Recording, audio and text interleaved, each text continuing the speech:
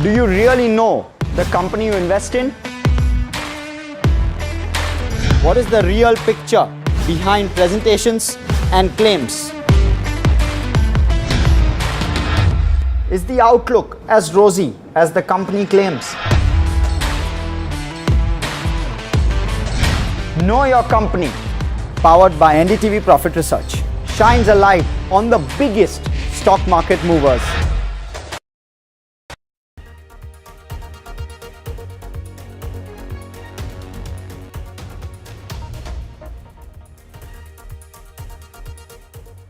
You are watching The World 24/7 on the NDTV network. I'm Parmeshwar Bava. We've got an action-packed bulletin lined up for you. Let's begin with the top stories you need to know. Well, Pakistan for 12 consecutive nights has fired on Indian posts along the line of control. India has strongly responded to Islamabad's repeated cross-border firing.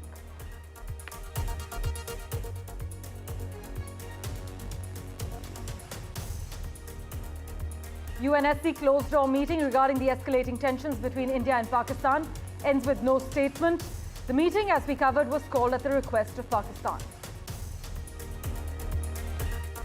Israeli Prime Minister Benjamin Netanyahu has said the country was on the eve of a forceful entry to Gaza after his cabinet approved a plan to escalate its military operation in the enclave.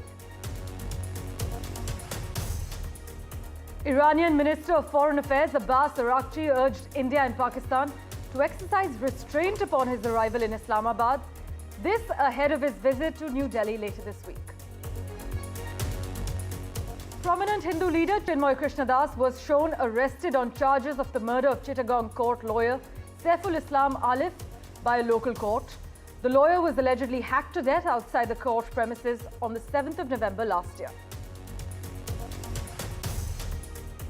The Indian government has lodged a strong protest with the Canadian High Commission in New Delhi following an anti-India parade held in Toronto, in Canada. And well, Diljit Dosanjh defies labels and he brought the house down with his powerful look at the Met Gala. Apart from Dosanjh, the Indian stars who were present at the Met Gala this year were Shah Rukh Khan, Kiara Advani and Priyanka Chopra Jonas.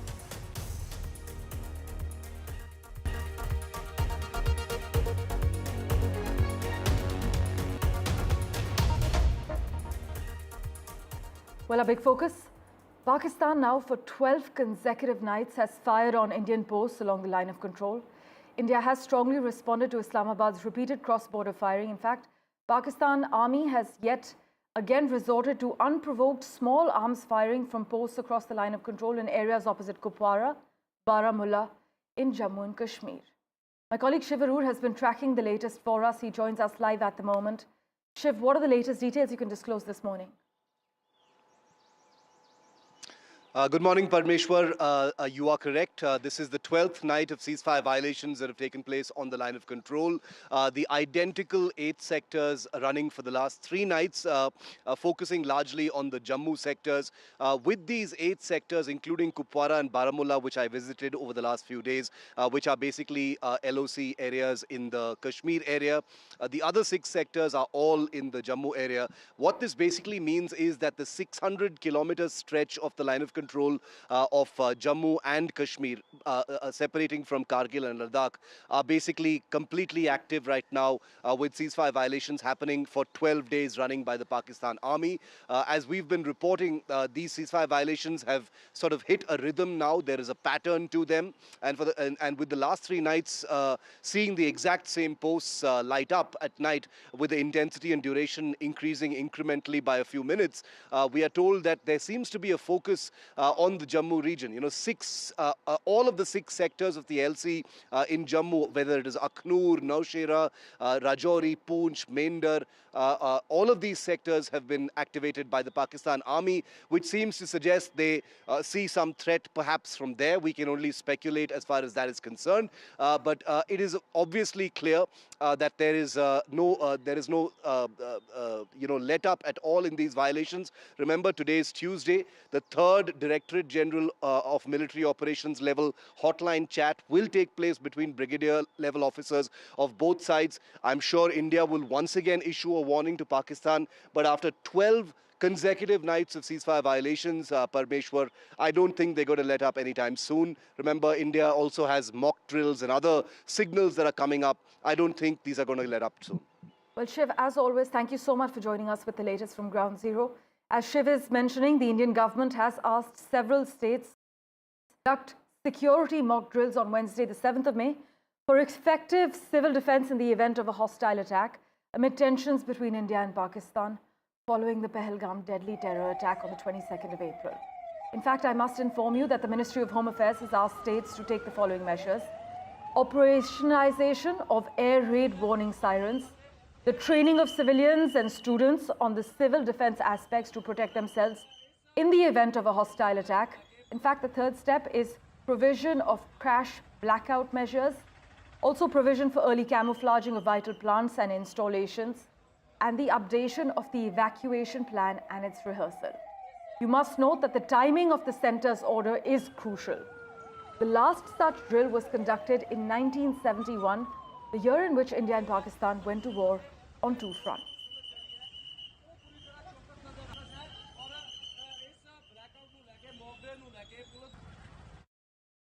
Meanwhile, the UN Security Council commenced closed-door consultations on the situation between India and Pakistan just hours after Secretary General Antonio Guterres voiced concern over tensions between the nuclear-armed neighbours being at their highest in years. Just listen in to the UN Secretary General's remarks. Tensions between India and Pakistan are at their highest in years.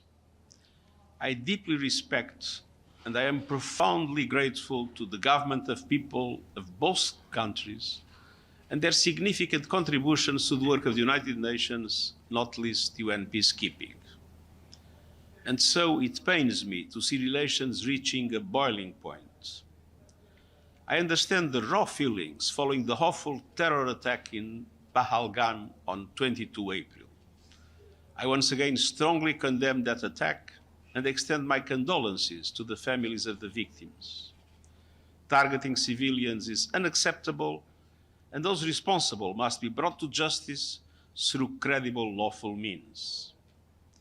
It is also essential, especially at this critical hour, to avoid a military confrontation that could easily spin out of control.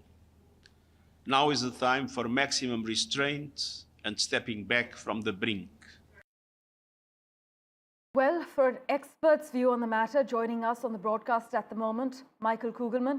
Always a pleasure to have you on NDTV, sir. The UNSC closed-door meeting is set to have ended with no outcomes and no statement after this meeting was called at the request of Pakistan. Mr. Kugelman, would you argue this is along expected lines? Yes, I don't think that we should have expected any sort of significant announcement to come after this meeting. I mean, we've seen that there's been a pretty significant consensus around the world since the terrible terrorist attack on the 22nd of April, and that is to condemn the attack that happened, but also to call for de-escalation. And that consensus has certainly extended to the UN and to the members of the UN Security Council.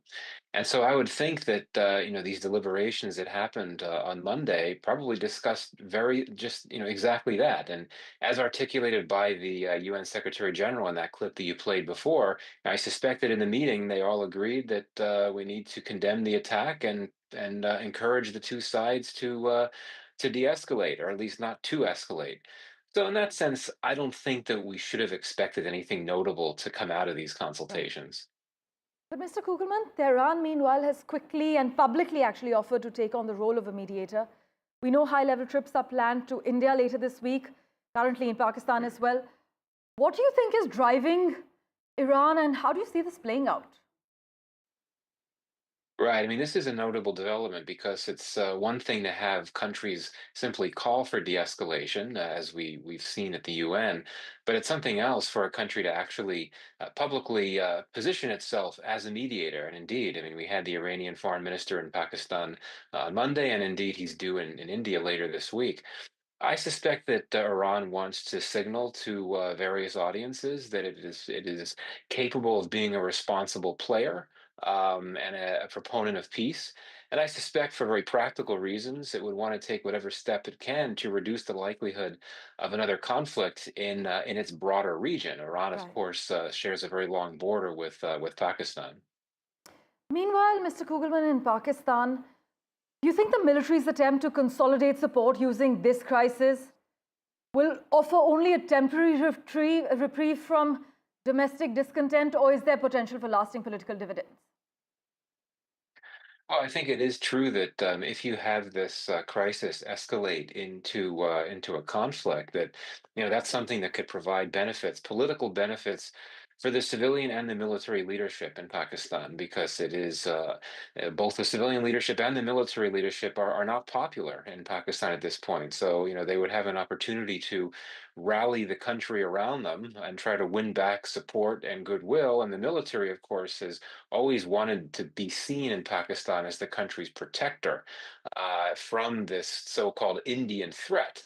And if we're in a position where India were to strike in Pakistan, or if there was a fear that India will strike in Pakistan, and this is the fear of many in Pakistan, that gives the military an opportunity to essentially bolster its claim to be the entity that can protect the country from harm, including from threats from India next door. So yeah, I do think that there are some perhaps immediate term, short-term benefits for the military in this current crisis, but I don't see how there's anything that any benefits for Pakistan of any type of conflict. I don't think it wants a conflict. No one wants a conflict, but the last thing Pakistan could afford is a conflict, given all the turmoil it has going on at home, given the upsurges in terrorism. The terrorists would likely try to exploit the Pakistani military being distracted by a war with India. So all kinds of possible unfortunate negative scenarios that could come out of a conflict that Pakistan has plunged into. In fact, that's something experts have warned about. Well, we'll be keeping a close eye on all the key developments with you, Mr. Kugelman. Thank you so much for making time for us and joining us on NDTV. As you know, United Nations Secretary General Antonio Guterres, in one of his strongest statements so far, has cautioned that both countries must avoid a military confrontation that he said could easily spin out of control, describing the tensions since the Pahalgam attacks as the highest in years and reaching a boiling point. But as we were discussing, Iranian Foreign Minister Saeed Abbas Araghchi met with the Chief of Army Staff General Saeed Asim Munir in Islamabad amid rising tensions between India and Pakistan following the deadly terror attack in Pahalgam. Now, this visit follows days after Mr. Araghchi proposed to de-escalate tensions between Pakistan and India, stating that Tehran is prepared to employ its good offices in Islamabad and New Delhi to forge greater understanding at this difficult time. By the way, as I highlighted just a few minutes ago, Mr. Abbas Araghchi is scheduled to visit India on Thursday. This is what the Embassy of Iran in India has confirmed.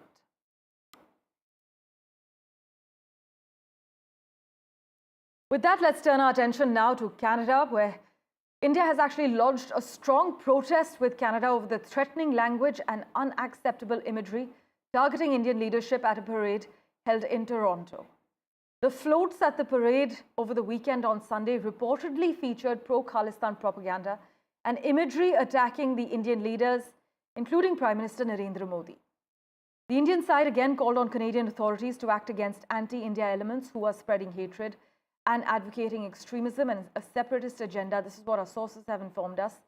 Meanwhile, according to reports, New Democrats are expected to select an interim leader when the party's federal council is scheduled to meet. In fact, we should have clarity on that in a few hours from now. The federal council is meeting after the party had the worst showing in its history on election night, and leader Jagmeet Singh lost his BC seat and announced on the spot that he would be resigning. As far as the outrage is concerned over this parade in Toronto, my colleague Maha Siddiqui has been tracking all the finer developments. She joins us live at the moment. Maha, the latest episode of strain in ties between our two countries comes just days after Mark Carney's victory in the general election. Yes, and just when we were expecting that under the new leadership of Mark Carney, the relations between India and Canada could improve, because Mark Carney had indicated that he would like a reset in the relationship with India. We are seeing this point, which has caused friction in the past between the two countries, emerge again. This time from Greater Toronto area, where in a parade, there was a float that had threatening imagery as well as language. This was targeted at Indian leaders, and India has raised this issue with the Canadian High Commission in New Delhi. Sources have told NDTV that the Canadian High Commission was also told about how they need to crack down on these extremist views and crack down on those who are spreading this hateful narrative against India as well. This is a message that has been conveyed by India in the past as well to Canada, and we have seen souring of the relationships between the two countries to an extent where both the countries, in fact, expelled each other's diplomats in large numbers, including the topmost diplomat of both the countries.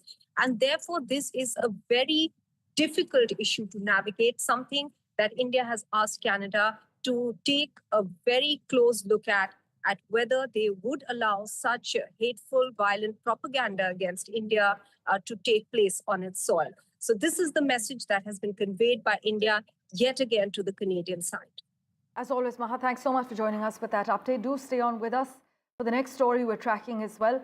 US President Donald Trump's meetings with foreign leaders, they've rarely unfolded according to script. I mean, just ask Ukrainian President Volodymyr Zelensky, whose recent Oval Office visit spiraled into a televised dressing down that left diplomats stunned, even as his approval ratings at home ticked up. But now it's Canada's turn.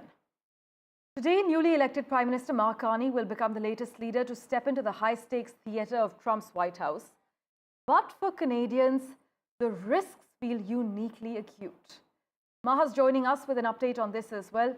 Maha, you've covered extensively that Trump has already floated the idea of Canada becoming the 51st state, suggesting its Prime Minister should be called governor and impose sweeping tariffs. So what can we actually expect from this big Carney-Trump meeting?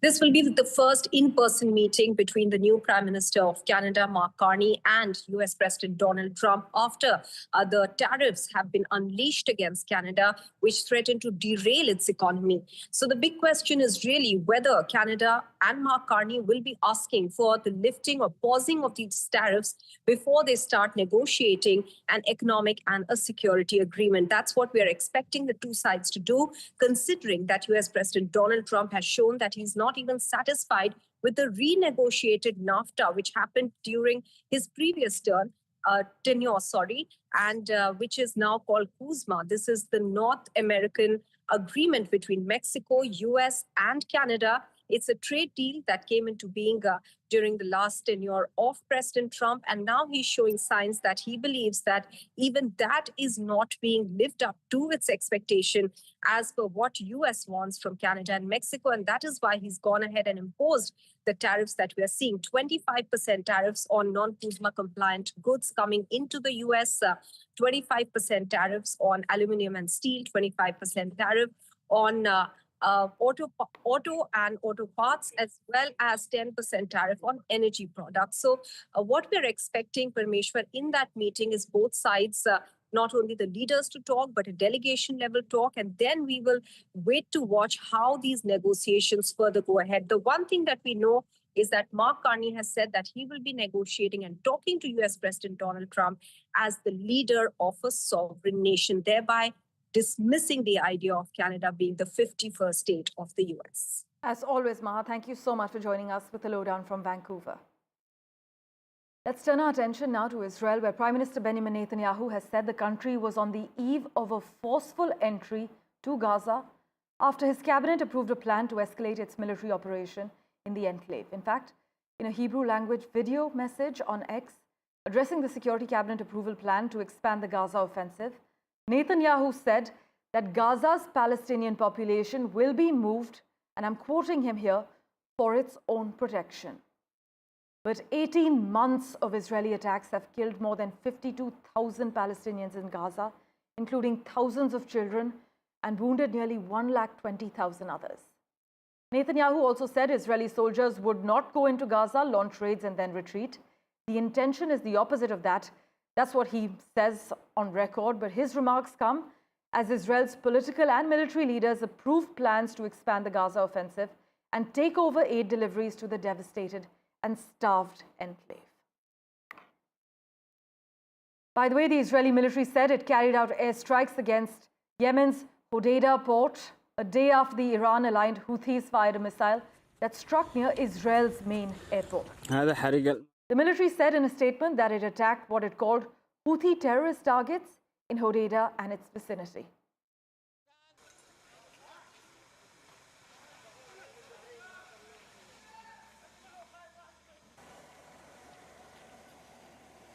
בלילה ישבנו עד שעה מאוחרת בקבינט והחלטנו על פעולה עצימה בעזה. זו הייתה המלצת הרמטכ"ל, ללכת, כפי שהוא אמר, להכרעה של החמאס, ובדרך הוא חושב שזה יסייע לנו גם לחלץ את החטופים, ואני מסכים איתו.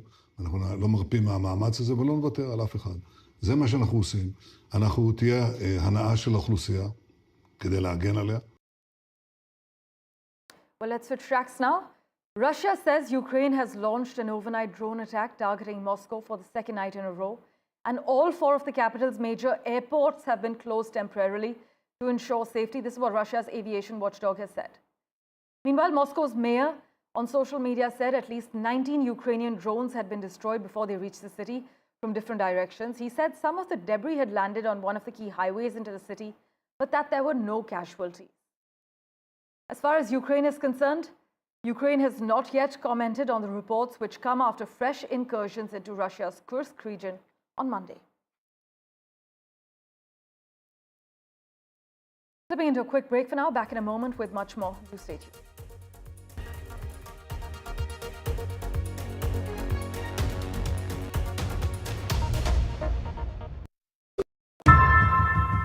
How often have you turned away from debates that descend into endless fights?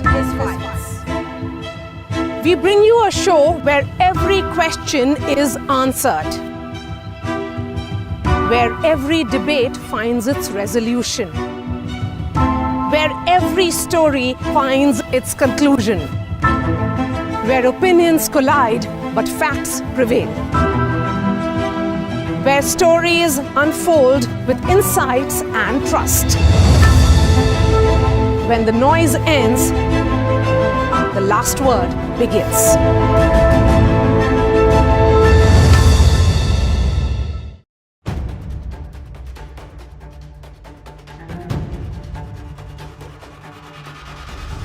If it matters to you, if it matters to you, if it matters to you,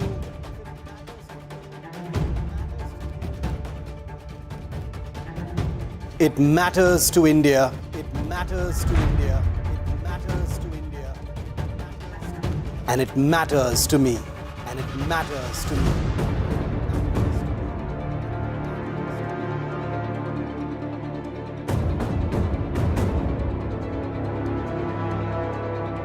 India Matters with Shivaru, only on NDTV 24/7.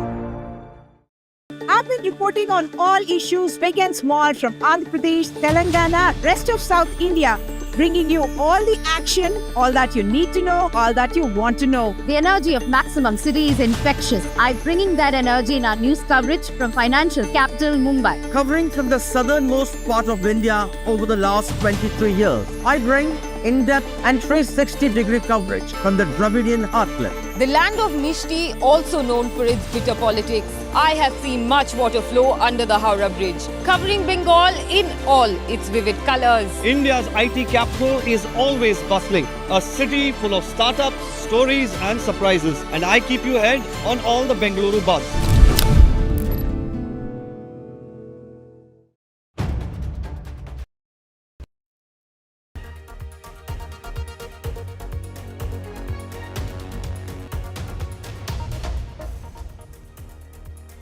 Let's turn our attention now to the neighborhood. Prominent Hindu leader Chinmoy Krishnadas was shown arrested on charges of the murder of Chittagong court lawyer Saiful Islam Alif by a local court. The lawyer was allegedly hacked to death outside the court premises on the 7th of November last year, and Chittagong's Metropolitan Magistrate S.M. Alauddin granted the police application for Das's arrest and passed the order during a virtual hearing. With that, let's turn our attention now to the United States, where President Donald Trump and his family are deepening their embrace of cryptocurrency. The crypto industry is holding a $1.5 million per plate fundraiser for the president, believe it or not, and Trump is hosting a dinner later this month for top holders of the Trump meme token. The family's crypto firm stablecoin is being used in a $2 billion investment by an Abu Dhabi-backed fund.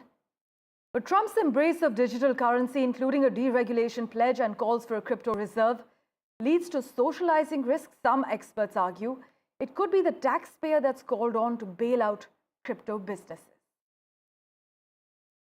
Well, in other news, Bhuvan Ribbu has become the first Indian lawyer to receive the Medal of Honor from the World Jurist Association. Now, this prestigious award was bestowed on Ribbu at the World Law Congress in the Dominican Republic and honors his unwavering service to children. The Medal of Honor is in recognition of a jurist who has fundamentally transformed India's approach to child protection, recasting it not as a matter of social welfare, but as a crisis demanding urgency, accountability, and redressal through the criminal justice system. Board members, the board.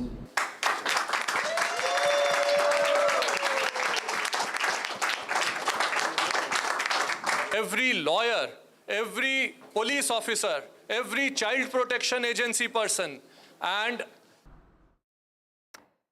finally, Diljit Dosanjh defies labels and he brought the house down with his powerful look at the Met Gala. It's fashion's biggest night and India indeed made history. Mayank Chaudhary is here to take us through how Desi stars lit up the Met Gala. Mayank, it's over to you. It's the Met Gala morning, fashion's biggest event, and the stars have aligned to celebrate the opening of the new exhibition at the Metropolitan Museum in New York. It's a massive, action-packed fashion parade, and India is having a brilliant moment with King Khan prowling the stairs of the Metropolitan Museum dressed in Sabyasachi. Shah Rukh Khan made his Met debut looking absolutely dapper in a black Sabyasachi suit, honoring the theme of dandyism. Shah Rukh showed up with a cane and wore layers of opulent jewelry, also an oversized rhinestone-studded K pendant. B-Town babe Kiara Advani was glowing on the carpet, flaunting her baby bump in a black and white Gaurav Gupta ensemble, adding a dramatic touch with a gold breastplate. Our always peppy Desi girl Priyanka Chopra went for a polka dot look by French fashion house Balmain, all alongside her beau Nick Jonas. Punjabi music icon Diljit Dosanjh also made his royal debut in a white Prabal Gurung attire, decorating his look with turban, several layers of jewelry and a kripan. Celebrating this exhibition, the theme is superfine tailoring black style. The Met Gala red carpet so far has been a visual feast. Zendaya to Louis Hamilton to Soul Queen Diana Ross. Stars have displayed multiple interpretations of tailoring and classical suits, contributing to the annual fashion extravaganza. Closing the red carpet was none other than bad girl Rihanna. Rihanna showed up in a black tailored Marc Jacobs look and absolutely shut down the red carpet. Her husband A$AP Rocky is also one of the co-chairs. This Met Gala has been a fabulous celebration of culture, craft, community and creativity. Thank you so much for taking us through the lowdown. Really appreciate it. And on that note, thank you so much for investing your time in watching this edition of The World 24/7. As always, we'll keep tracking the latest for you. Do stay tuned.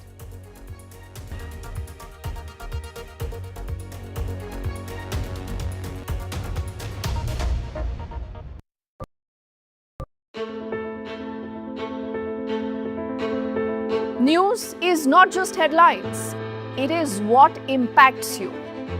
And news should never be mistaken for noise. What matters is the reality. Accurate, in-depth, and with the right perspective. For over 20 years, I have been a journalist, and never has clarity mattered more than now. At Newsnight, we go beyond the surface. We dissect the details, challenge the narratives, and bring you the unparalleled clarity you deserve in a world clouded by misinformation. We are bold, we are direct. Newsnight, for the news in your interest. Only on NDTV 24/7. Caste enumeration should be included in the forthcoming census. पहली बार देश में आजादी के बाद ये फैसला किया गया है. For this decision we were waiting since long. This has been only possible with our Prime Minister's decision. Rahul ji जो सोचदार है मोदी जी ने अडॉप्ट कर लिया, अच्छा है. राहुल गांधी के सर्टिफिकेट के लिए राहुल गांधी को क्रेडिट देने के लिए कोई निर्णय नहीं किया. They have always used it as a political weapon, and now that weapon's gone.